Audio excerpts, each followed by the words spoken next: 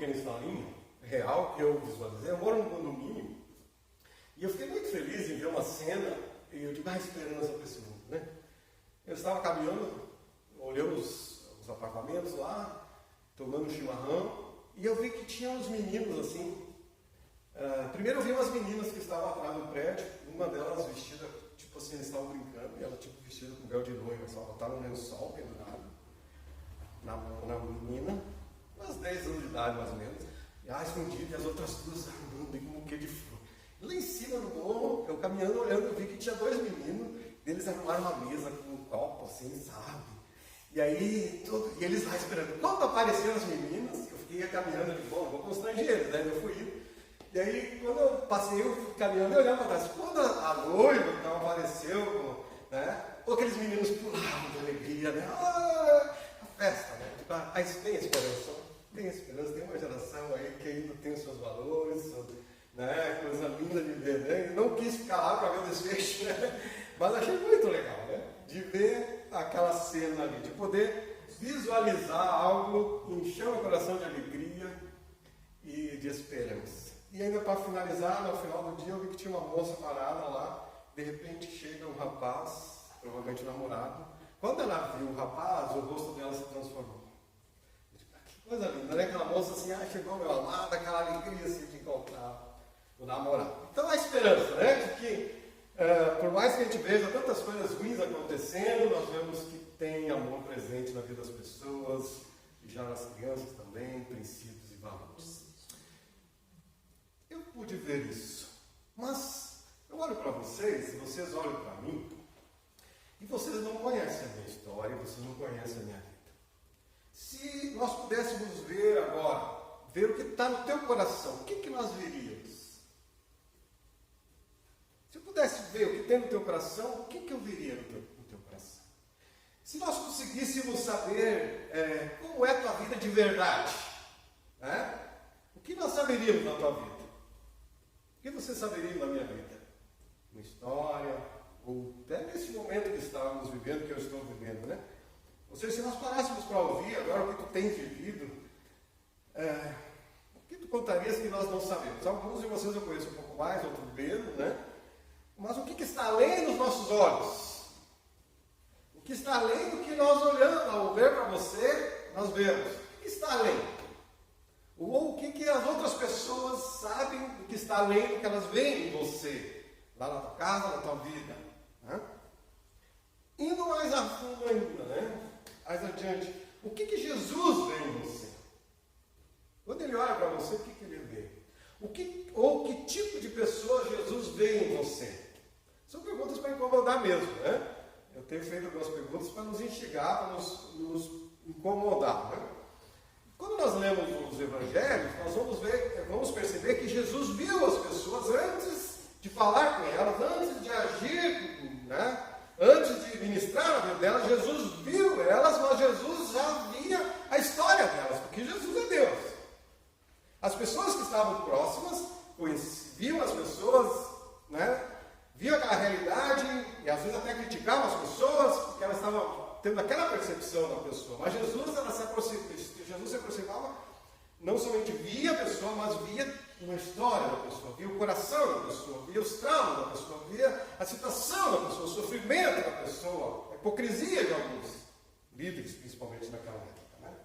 Jesus via. E nós? Né? O que Jesus vê em nós?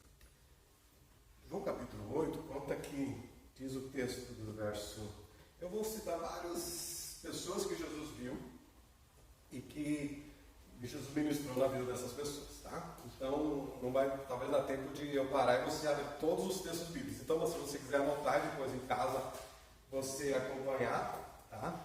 Eu vou ler alguns, mas se você puder pelo menos estar atento, que Deus assim ministra as nossas vidas. João capítulo 8, diz assim no verso 3 ao 9, os mestres da lei e os fariseus trouxeram-lhe uma mulher surpreendida em adultério. Fizeram-na ficar em pé diante de todos e disseram a Jesus, mestre, esta mulher foi surpreendida em ato de adultério. Na lei Moisés nos ordena apedrejar tais mulheres. E o Senhor, que diz? Eles estavam usando essa pergunta como uma armadilha, a fim de terem uma base para acusá-lo. Mas Jesus inclinou-se e começou a escrever no chão com o dedo. continuavam a interrogá-lo, ele se levantou e lhes disse: se algum de vocês estivesse em pecado, seja o primeiro a tirar a pedra dela. Inclinou-se novamente e continuou escrevendo no chão. Os que o ouviram foram saindo, um de cada vez, começando dos mais velhos. Jesus ficou só com a mulher em pé diante dele. Aqueles homens que trouxeram aquela mulher ali, ele em flagrante adultério, já fiz uma pregação sobre esse texto, outro contexto, né? Eles viam aquela mulher como uma mulher adulta e que ela merecia ser morta. Então eles vieram a Jesus já com as pedras nas mãos e agora, né, prontos, já tinham sentenciado, já tinham julgado, não conhecia a história da mulher, sabia do que ela fez. Aquele ato dela, eles presenciaram, eles tinham testemunha, então já está decretado, vamos acabar com ela.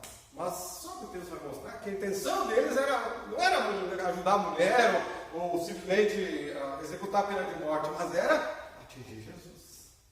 E Jesus sabia disso, via o coração daqueles homens que trouxeram a mulher, mas Jesus também via o coração daquela mulher, né? Naquela situação, constrangimento, vendo aquele monte de homens ali enfurecidos com as pedras e olhando para Jesus e prontos para matar aquela mulher, e aquela mulher está ali, Jesus naquele contexto. Vocês viram o texto, Jesus não fala nada e deixa cada pessoa pensando no que está acontecendo. Jesus instiga eles a pensar o que vocês estão fazendo, qual é a motivação de vocês estarem fazendo isso. E aí eles percebem que também estavam com pecados naquele momento. Talvez até um homem adulto estava ali, né, e ia matar a mulher. Mas não é isso que eu quero atentar aqui. Jesus olha para aqueles homens com o coração maldoso. Aliás, cada pessoa, eu acho que em geral as pessoas agem conforme o seu coração, né? Conforme os nossos olhos também, Jesus vai dizer, né, se teus olhos forem bons, o coração é bom, teus olhos vão ser bons. Então, como eles olharam aquela mulher, julgaram, o coração já maldoso, então um ciclo. Jesus mostra aqui que, ao contrário daqueles homens que viram uma mulher pecadora, merece morrer, Jesus viu uma mulher com medo. Eu imagino o pavor daquela mulher. Jesus viu uma mulher sendo humilhada publicamente.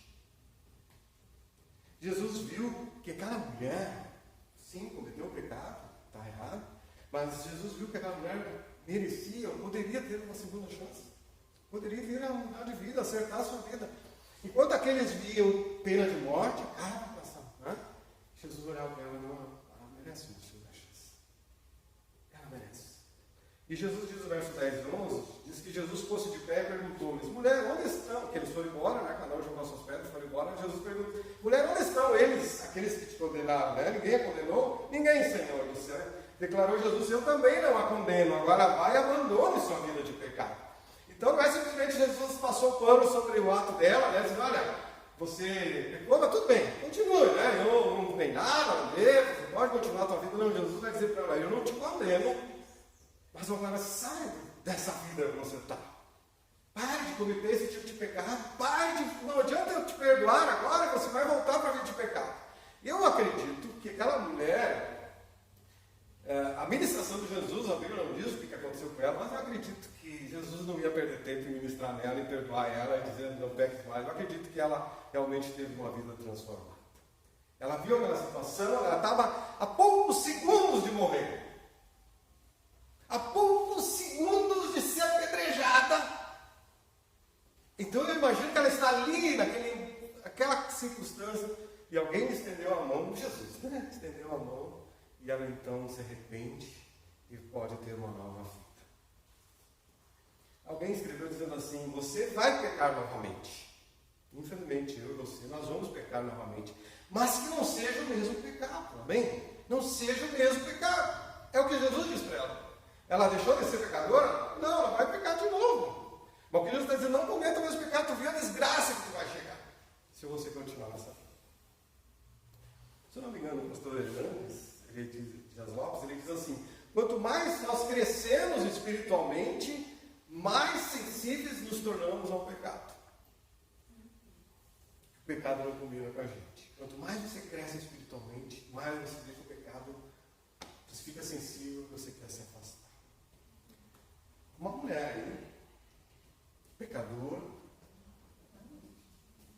mas que Jesus viu e Jesus a restaurou.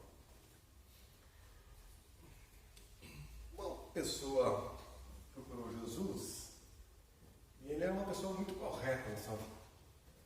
Cumpria todos os mandamentos, só que ele tinha, aos olhos da sua geração, a virtude. Ele era um jovem rico e ele teve um encontro com Jesus, se aproximou de Jesus, e nesse diálogo com Jesus ele se orgulha de dizer: eu cumpro todos os mandamentos, todos.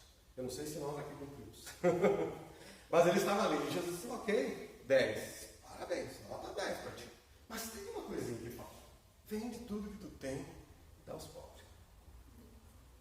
Vai lá. Vender tudo, dar tudo para os pobres.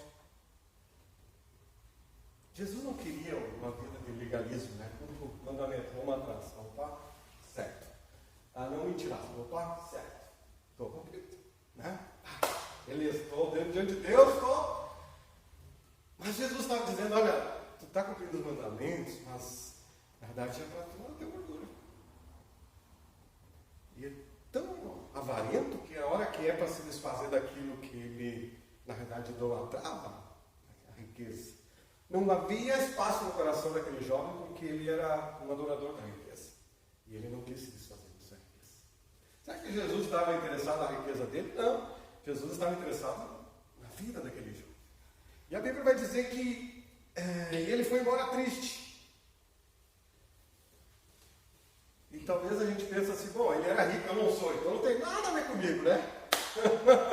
Não tem nada a ver comigo, é para quem é rico essa palavra, não é para mim, né? Mas a questão aqui não é se a pessoa é rica, se ela tem pouco, se ela tem muito. A questão é se ela está disposta a abrir mão daquilo que ela tem para seguir a Jesus. Tem coisas que podem estar nos prendendo para seguirmos a Jesus com liberdade, né? E nós preferimos não largar a mão, preferimos segurar as nossas vidas. Para aquele jovem era um primeiro teste, e ele foi reprovado, ainda que ele tinha sido aprovado diante dos mandamentos, né? Da lei. Então, nesse desafio que Jesus coloca para ele, ele foi reprovado. Então, talvez você não seja rico, eu não sou rico, mas talvez nós não estamos obedecendo a Jesus nas outras áreas da nossa vida, até mesmo nas finanças, no cuidado. Eu sempre falo aqui, né, gente? Nós temos que cuidar do que Deus nos deu, a camisa que Deus nos deu, o calçado que Deus nos deu, é de Deus. O corpo que Deus nos deu é de Deus. Então, não é porque eu não sou rico que não cabe o texto para mim, não se aplica a mim. Não, é como eu cuido das coisas de Deus, que Deus tem me dado. E como que eu estou disposto a repartir com as outras pessoas, ainda que seja pouco, mas o quanto eu estou aberto, disposto a repartir com aqueles que não têm. Quando eu estou disposto a ser fiel ao Senhor no dízimo, nas ofertas, talvez eu possa estar sendo reprovado. Será que quando Jesus me questiona, ou talvez você daqui, o pastor está falando de dinheiro, não gosto disso. É a Bíblia que fala sobre isso, né? E talvez você você é um jovem rico, Jesus só vende tudo, ou faça alguma coisa, ou seja fiel naquilo, talvez você vai sair triste, reprovado. Porque Jesus nos desafiou, porque a palavra nos desafia a sermos fiéis, né? Assim como Deus é fiel comigo, eu decido ser fiel a Deus porque eu sei que Deus vai ser fiel, né? Será que vamos embora triste? Em outra ocasião, sobre o mesmo assunto, em outra ocasião diz que Jesus e os discípulos estavam olhando as pessoas entregarem suas ofertas, está lá em Lucas 21. E aí diz o texto que Jesus olhou e viu os ricos colocando suas contribuições nas caixas de ofertas. Viu também uma viúva pobre colocar 2 pequeninas moedas de cobre. E disse: afirmo-lhes que essa viúva pobre colocou mais do que todos os outros. Todos esses deram o que lhes sobrava, mas ela, na sua pobreza, deu tudo o que possuía para viver. Eu nunca dei tudo para Jesus, em termos materiais. Nunca fiz o que pensava. Enquanto os discípulos estão ali observando, né? Vamos ver quem. Aquele ali deu um anel de ouro. Aquele ali deu não sei o que, tantas moedas. E aí vai a viúva lá. Só tinha 2 moedinhas que era o sustento dela na entrega. Eles vão dizer: mas eu não poderia dar mais? Só deu isso.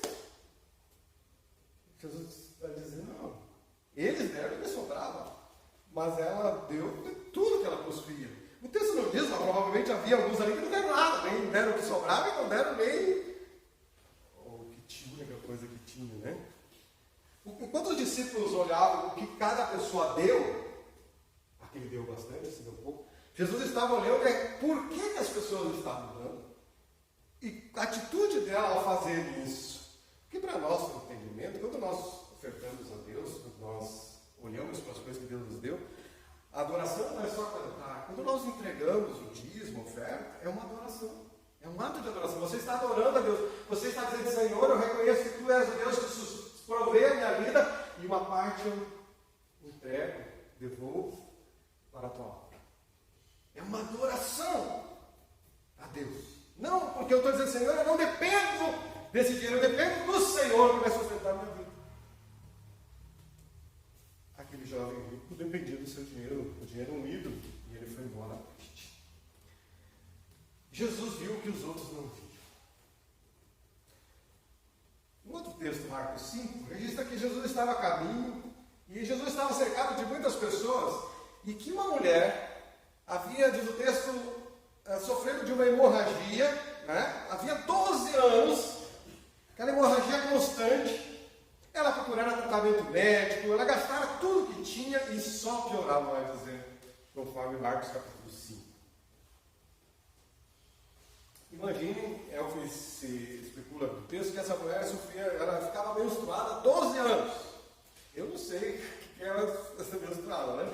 Mas eu imagino que só ficar uma vez no meio menstruada já deve ser um drama. Agora, 12 anos, aquela mulher sangrando.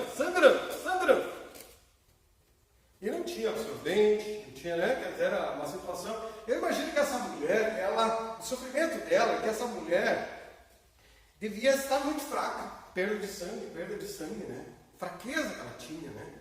E provavelmente essa mulher também não tinha vida social, porque como é que eu vou participar de alguma coisa nesse contexto, está sempre nessa situação? Então, ela queria uma solução na sua vida, né? Vivia fraca, abatida. Porém, ela ouviu falar de Jesus. Opa! Jesus, ele cura as pessoas. E ela ouviu falar. E muitas outras pessoas ouviram falar. E muitas pessoas começaram a se aproximar de Jesus. E cercado de Jesus. E os discípulos ali protegendo Jesus, porque as pessoas lá queriam. E ela vai com muito esforço lá e consegue tocar na veste de Jesus. E diz o texto que imediatamente a hemorragia parou. Glória a Deus, né? Glória a Deus. Jesus vê aquela mulher, né? E o texto vai dizer que, deixa eu citar o versículo, ela vai tocar e ela dizia assim mesmo, se eu somente tocar em seu manto, ficarei curada. Jesus questiona alguém que tocou, o discípulo diz, mas está cheio de gente tocando, mas Jesus sabe, Jesus vê o que ninguém vê. Todo mundo está ali tocando, mas Jesus não, tem alguém, é diferente esse toque, é um toque de fé. E aí Jesus questiona, ela se aproxima, né, de Jesus, e Jesus vai dizer no verso 22, Jesus a viu e disse, ânimo, fica animada, filha, a sua fé a curou. E aquela mulher, desde aquele instante, ficou curada. É uma história muito linda, né? Muito linda. Mas o que nós vemos aqui é que uma pessoa que está procurando Jesus, ela encontra. Quando a pessoa quer encontrar Jesus, ela encontra. Quando a pessoa quer ter a fé em Jesus, ela tem a fé em Jesus. Quando ela quer conhecer a Jesus, ela conhece a Jesus. Nós sabemos, como uma expressão muito comum entre nós, Jesus é o médico dos médicos, né? Ela não sabia disso, mas ela sabia, ela tinha fé. E ela buscou o Senhor. E Jesus veio em socorro dela. E agora aquela mulher que sofria 12 anos com uma doença, ela é elogiada, né? Ela é valorizada diante das pessoas, ela tem a sua cura, né? Porque Jesus a viu.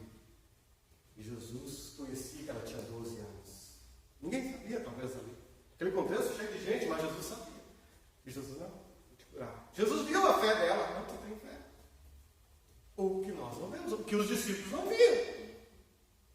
Mas nesse contexto, Jesus, quando essa mulher vai tocar Jesus ali, na verdade Jesus estava em diálogo com um outro homem chamado Jairo, que viera clamaram a Jesus por socorro para sua filha, que estava doente, estava para morrer.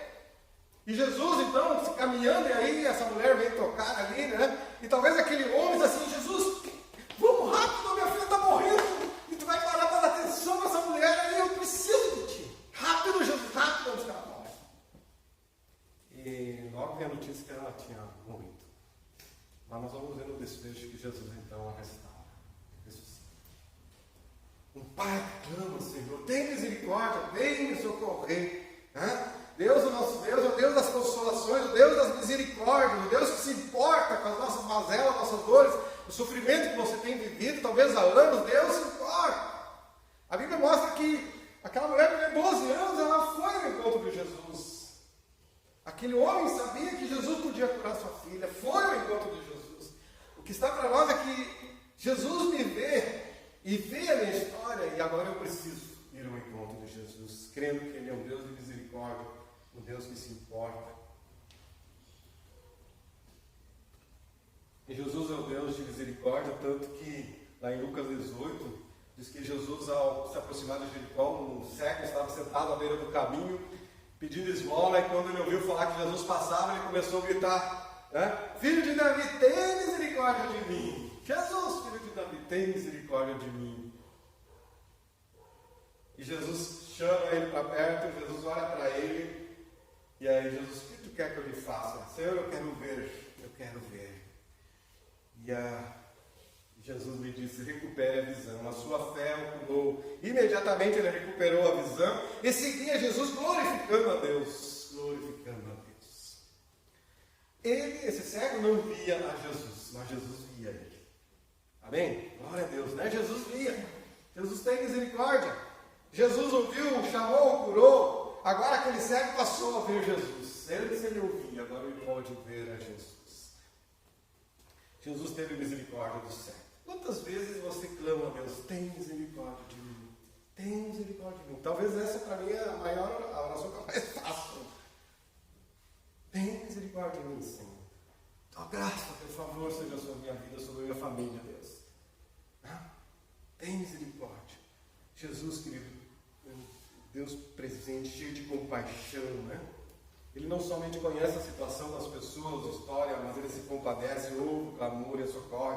Mateus 14 diz que Jesus tinha se retirado com o barco, mas a multidão o seguia. E aí diz o texto que quando Jesus saiu do barco e viu tão grande multidão, teve compaixão deles e curou os seus doentes. Tenha misericórdia, Senhor, tenha compaixão de mim, tenha misericórdia da minha família, Deus, tenha misericórdia. Quanto você clama a Deus? Eles clamavam: tem misericórdia, salva meu irmão. Daí você tem que clamar, joelho no chão: salva meu irmão, Deus. Tem misericórdia. Chorar a presença de Deus, porque ainda eles podem ser salvos. Amém? Pode ser salvo, mas quem sabe o que está faltando para mim e você é clamar a Deus: Deus, tem misericórdia, Senhor. Tem misericórdia. E Deus teve, e Deus continua tendo. Talvez você ache que está um pouquinho longa a mensagem, mas tenha paciência. Vou falar o que Deus quer que eu fale aqui. O Evangelho conforme João 4 registra que uma mulher foi buscar água no poço, junto ao poço, e ali estava Jesus sozinho. Jesus, o mestre, um hebreu, e ela, uma mulher samaritana, e não havia proximidade entre samaritanos e hebreus, e muito menos entre mulher e homem poderem conversar, ainda mais sozinhos, mas Jesus dá atenção àquela mulher, e nessa conversa vem a toda a história, o histórico daquela mulher. E Jesus sabia. Quando conversa, Jesus tu já teve 5 maridos, e esse que está hoje não é teu marido. Ele nem me conhece, sabe a minha história, sabe a minha vida. Mas Jesus está dizendo: mas não se desespere, não se desespere. Você veio buscar água aqui, mas há uma outra sede,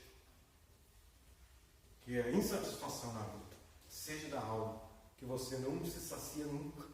Já tem 5 maridos, agora tem mais um, você não resolve nunca a tua vida. A água que eu te dou vai matar, vai saciar a tua sede para sempre. Dá-me essa água, Senhor, diz a mulher, está lá em João 4, né? Jesus disse: quem beber desta água terá sede outra vez, mas quem beber da água que eu lhe der nunca mais terá sede. Pelo contrário, a água que eu lhe der se tornará nele uma fonte de água a jorrar para a vida eterna. Aquela mulher chegou naquela situação ali, buscando água, quando não tinha mais ninguém, carregando aquele jarro, dia de sol quente, né? Com a cabeça quente, cheio de problema, desanimado da vida, agora eu já tive 5, agora tenho mais esse cafajeste, eu estou nessa situação, o que eu faço na minha vida? Mas ela saiu dali satisfeita. Nossa alma matou a sede da sua alma. Jesus é quem pode saciar a sede. Aquela mulher teve a sua vida transformada. E ela realmente vai jorrar água viva, porque, né, como disse Jesus na promessa ali, né? Que a água que ele der se tornará nele uma fonte de água a jorrar para a vida eterna. Quer dizer, nosso Jesus vem, enche a sua água em nós e transborda. E ela fez isso quando ela volta para a cidade, ela conta para as pessoas, aquele homem que sabia da minha vida, e ele é o Messias, é ele. E ela passa dessa situação de prostituição para ser uma missionária. Ela vivia nessa história de prostituição, agora ela passa a ser uma missionária porque ela vai em conta na sua cidade. E as pessoas vão dizer no verso 42, disseram para a mulher, agora queremos, não somente por causa do que você disse, pois nós mesmos ouvimos e sabemos que este é realmente o Salvador do mundo. Uma vida transformada. Porque Jesus viu, conhecia a história dela, ela aceitou a ministração, o poder de Deus na sua vida, foi salva e se tornou missionária. Chegando ao final ainda, quero lembrar de Zaqueu. Não podia deixar de lembrar de Zaqueu. Lucas 19 registra que Jesus atravessava a cidade de Jericó e uma multidão seguia Jesus. De repente Jesus olha para uma árvore, e em cima da árvore estava lá um homem baixinho chamado Zaqueu. Ele, o texto diz que era de pequena estatura, né, física. Por outro lado, ele era um homem muito grande, riqueza financeira. Zaqueu.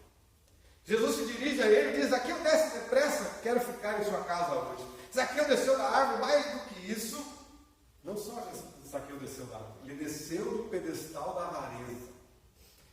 Para ser salvo e mudar de vida, ele precisou ir ao fundo da humilhação. Subir na árvore já foi humilhação. Agora, na sua casa, diante de todas as pessoas que estavam ali com Jesus, ele se levanta e diz, em outras palavras, né? Ele vai dizer assim, se eu defraudei bem, eu vou devolver 4 vezes mais. Em outras palavras, está dizendo, Senhor, eu sou ladrão. Eu roubei. Diante de todos.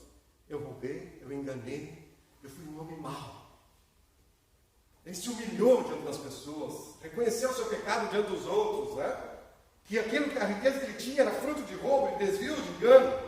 Então, a presença de Jesus, quando Jesus vê ele lá na árvore, agora ele vai, recebe Jesus na sua casa, Zaqueu passa a produzir o fruto do arrependimento. O quebrantamento dele foi real, o arrependimento foi verdadeiro, ele foi transformado. Nenhuma mudança profunda, verdadeira, acontecerá na tua vida se você não se arrepender. Se você não for quebrantado. Não basta você dizer, eu vou mudar. Você tem que se quebrantar diante de Deus. Se humilhar diante do Espírito Santo. E tomar uma decisão de mudança. Zaqueu mudou a partir daquele dia. Se tornou um novo homem. Porque ele foi quebrantado, ele foi humilhado, ele se humilhou diante do Senhor. E ele colocou em ordem a sua vida a partir daquele momento. Não foi exclusivo, ele teve depois que procurar a pessoa, olha, eu roubei tanto de ti. Deixa eu te devolver agora 4 vezes mais. Ele teve que acertar a sua vida. A gente pensa, beleza, ele foi perdoado por Deus, não, ele teve que se humilhar. E dizer, olha, eu te enganei naquela transação lá. Eu tinha que fazer isso. Ele teve que curar um por um. E pedir perdão e acertar a sua vida. Jesus declara, ouves hoje salvação nesta casa, porque esse homem também é filho de Abraão. Pois o Filho do Homem veio buscar e salvar o que estava perdido. Aquele pequeno homem não mudou de estatura física, ele continuou sendo baixinho. Jesus não fez esse milagre na vida dele, né?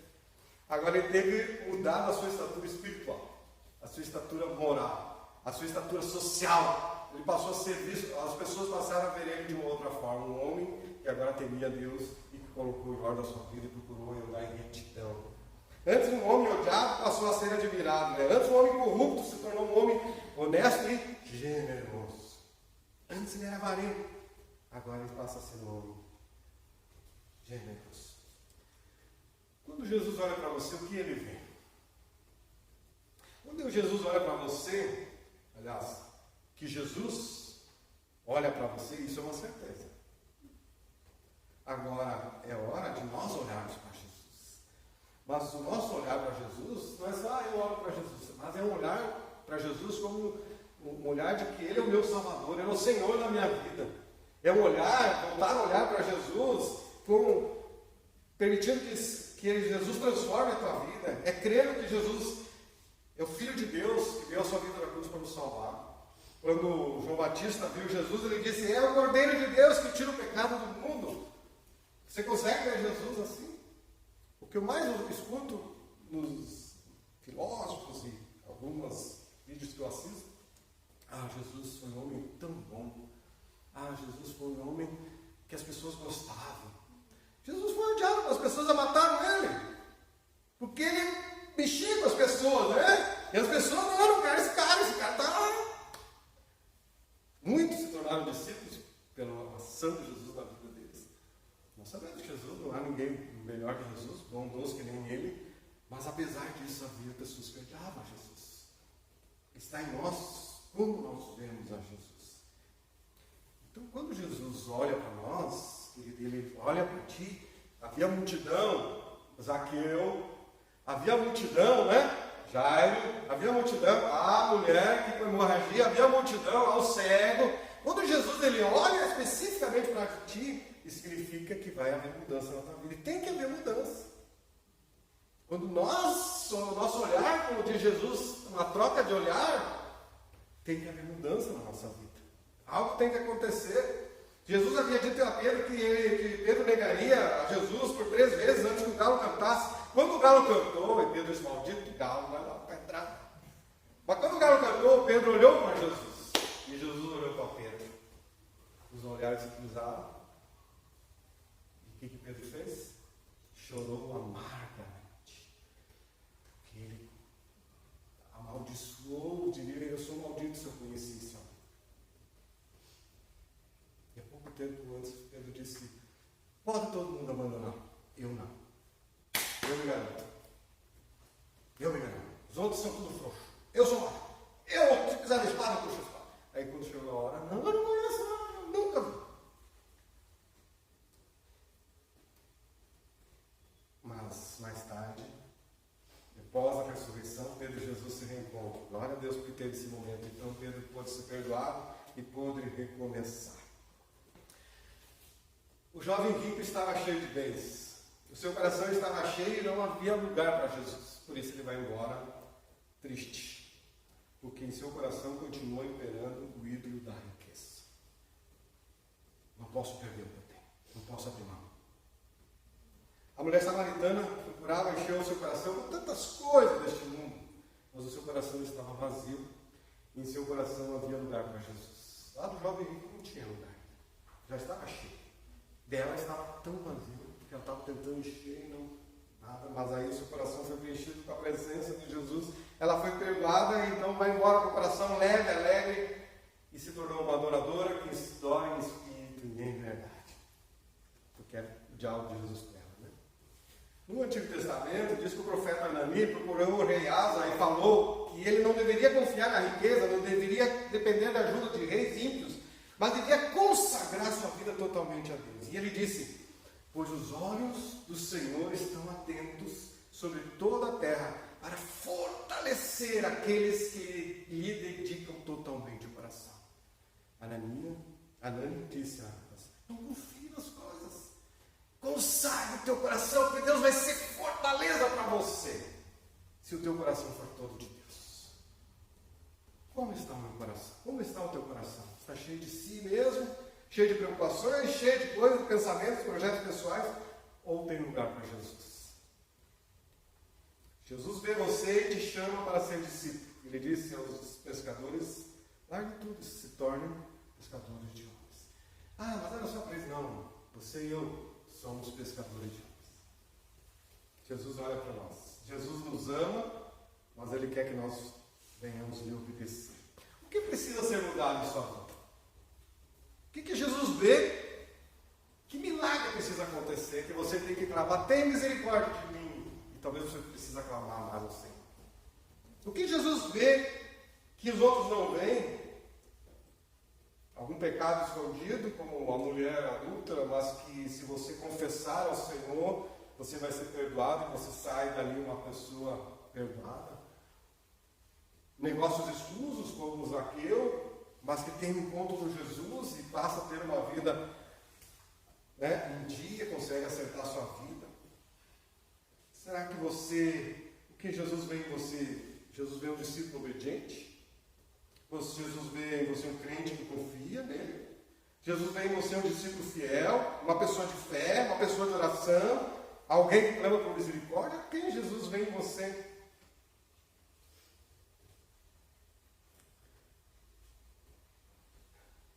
Jesus olha para você e está em você seguir ou abandonar. É uma decisão pessoal. Mas eu creio que hoje, aqui, agora, nesse momento, é um tempo de arrependimento. É um tempo de mudança de vida. E Jesus está olhando para você e te dando a oportunidade de mudar a área da tua vida que você sabe que precisa mudar. Hoje é um tempo que você pode decidir se seguirá Jesus, se obedecerá a Jesus. Ou se você vai continuar vivendo da mesma forma, sem temor, sem acertar a sua vida. Zaqueu se arrependeu, se tornou um discípulo, um homem diferente. O jovem rico foi embora triste, continuou rico para este mundo, mas pobre para com Deus. Ele perdeu a oportunidade dada por Jesus. Já a viúva pobre que deu tudo o que tinha, continuou pobre para este mundo. A Bíblia não diz que ela ficou rica por causa disso, né? Não diz. Mas provavelmente ela continuou pobre para este mundo, mas rica diante de Deus. E foi elogiada e honrada por Jesus. Clamemos por misericórdia, como homens e mulheres fizeram. Clamemos por perdão. Clamemos pelo agir do Espírito Santo. Busquemos ao Senhor a cada dia das nossas vidas. Em nome de Jesus Cristo.